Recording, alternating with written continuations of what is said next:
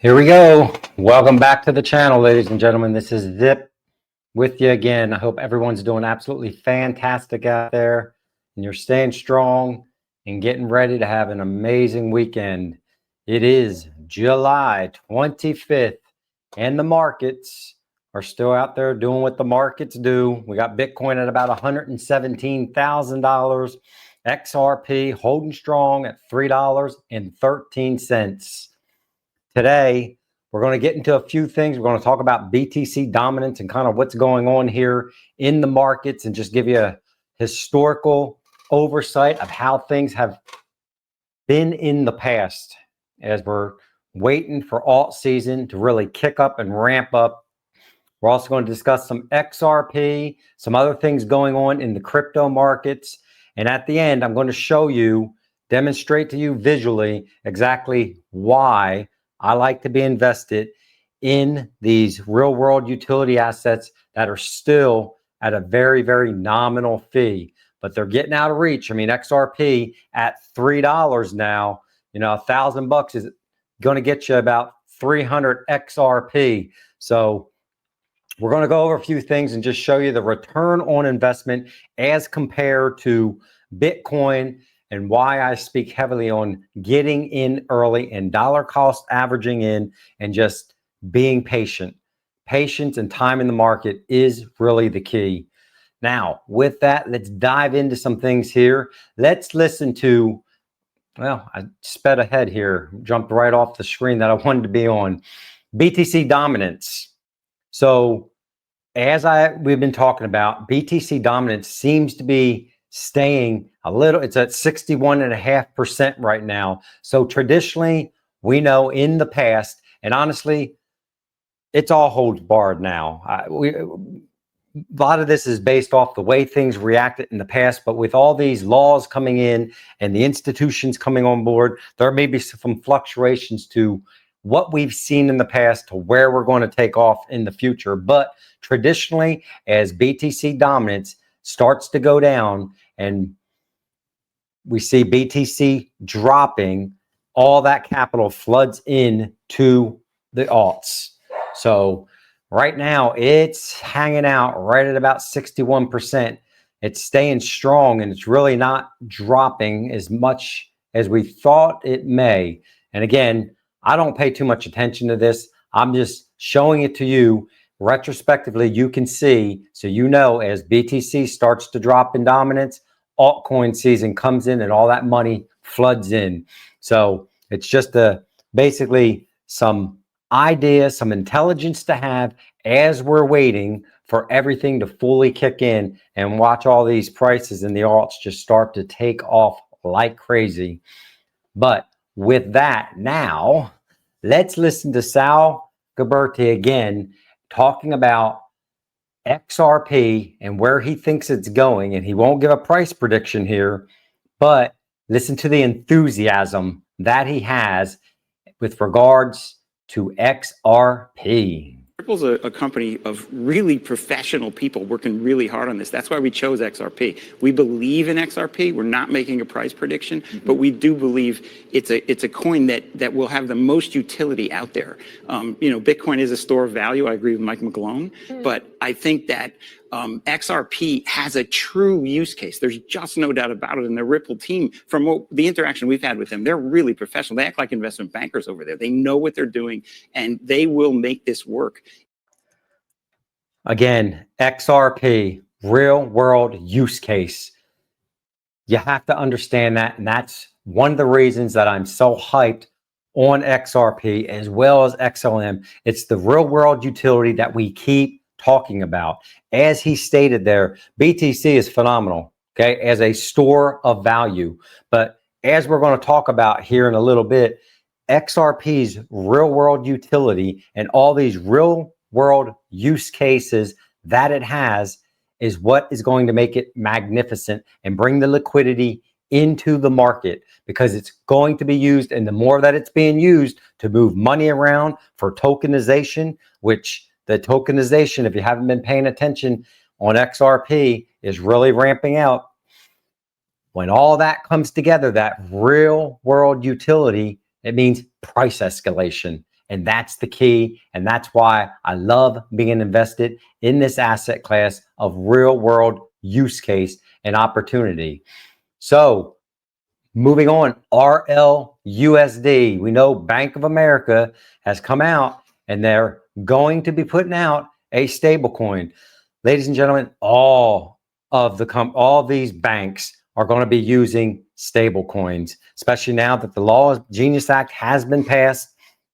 And as it goes into full implementation and they have all the Clarity Act that's going to be passed, everyone's going to be jumping in because no one wants to be left behind.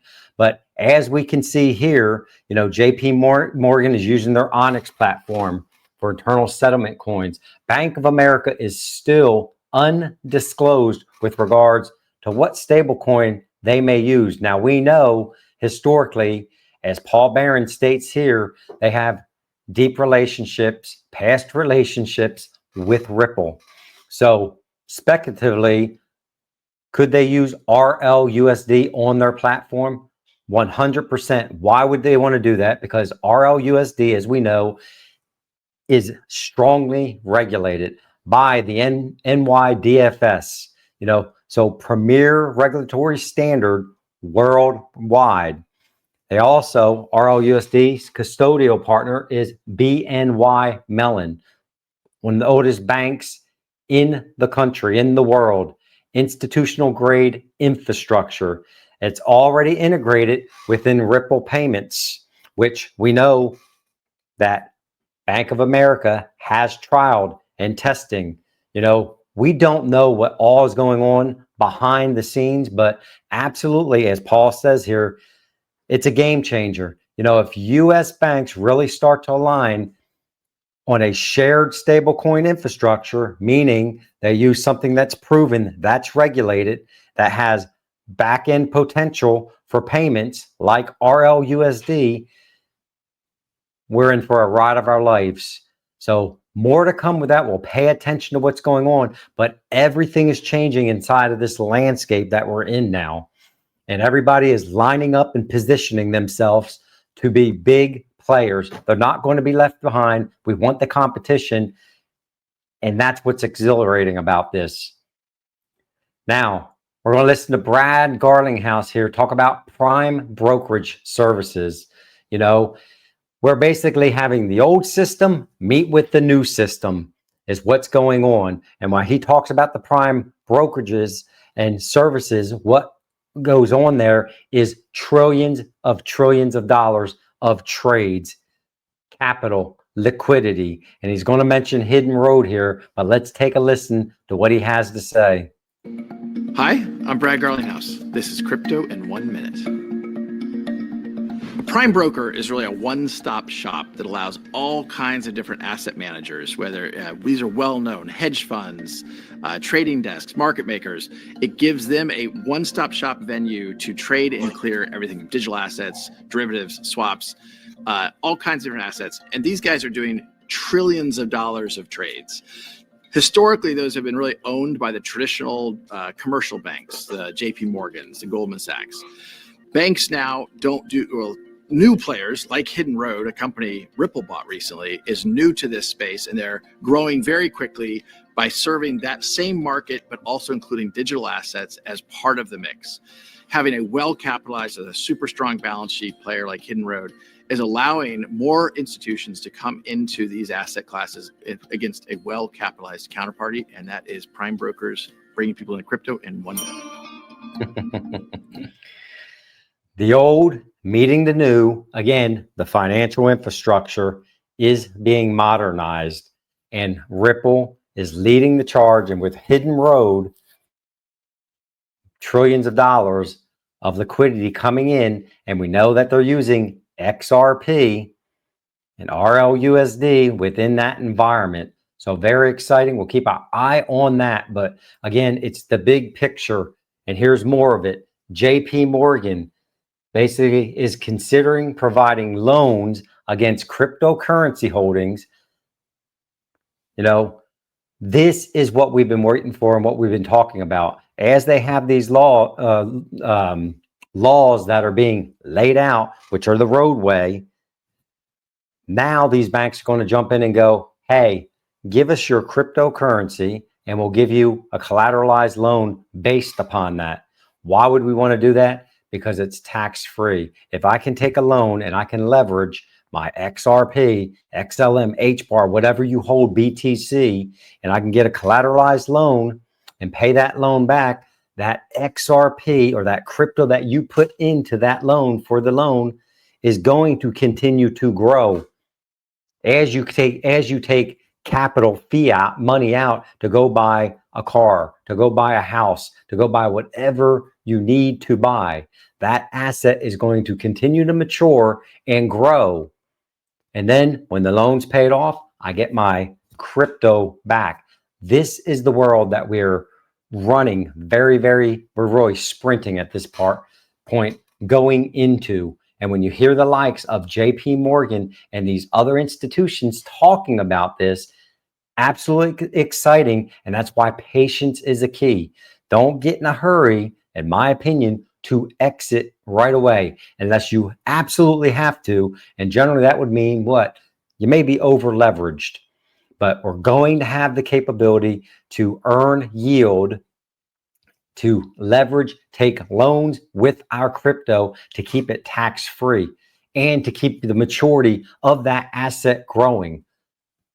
And here's another example. Christie's International Real Estate becomes the first major U.S. luxury brokerage to launch a dedicated crypto real estate division, allowing buyers to purchase properties entirely with cryptocurrency.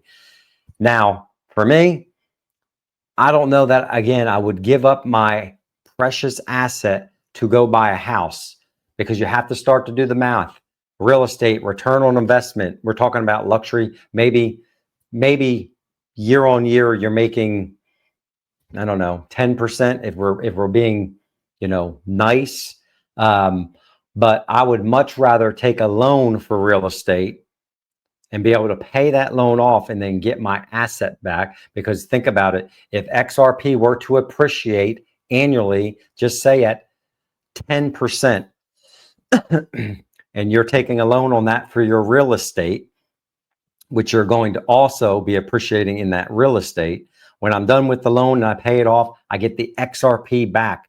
I get all of that return on investment back into my portfolio. But this is absolutely exciting. And this is just another mark, another checkbox of things that are changing in the environment, being able to buy real estate with crypto that's your own. Now, transitioning a little bit, yield. We talk about yield and everybody wants to earn yield on their XRP, yield on their crypto.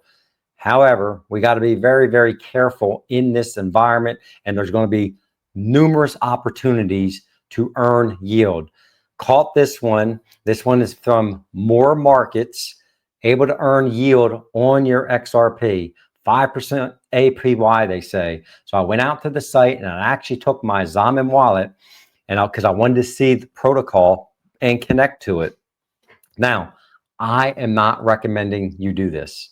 Okay, I'm doing it because I just wanted to see how the app worked, what it was about, study the environment. The point to this is that we're going to be able to earn so much yield. Another reason why, if you exit too early, you may lose opportunity to earn more yield and passive income, which is going to mature in the future. For me, I'm a holdout waiting for Flare to see what that XRP staking looks like in there and what the return on investment is there. But for 5%, I don't know that I would turn my XRP over. The good thing about this environment, I will tell you, is looks like it's custodial. However, when I connect it to the app, I did see it moving from my wallet into another registered wallet, which doesn't make me very comfortable.